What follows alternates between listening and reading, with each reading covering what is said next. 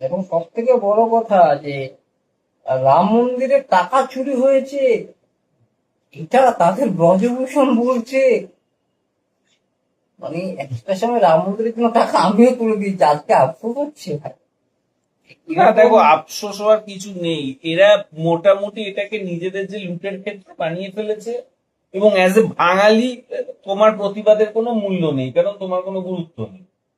যদি হিন্দি ভাষীরা, গুজরাটিরা এর বিরোধিতা করে, তাহলে হয়তো একটু সুরাহা হতে পারে। আসলে মনে রাখতে হবে যে বাঙালি এখন উপনিবেশ একটা, ওয়েস্ট বেঙ্গলটা হিন্দি গুজরাটিদের উপনিবেশের মানুষের তো আর কোনো অধিকার থাকে না সে অর্থে, তাই না?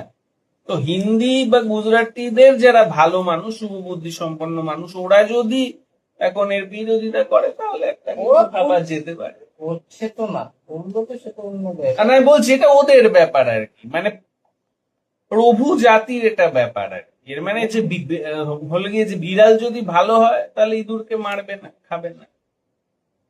কি অদ্ভুত এই নিয়তি।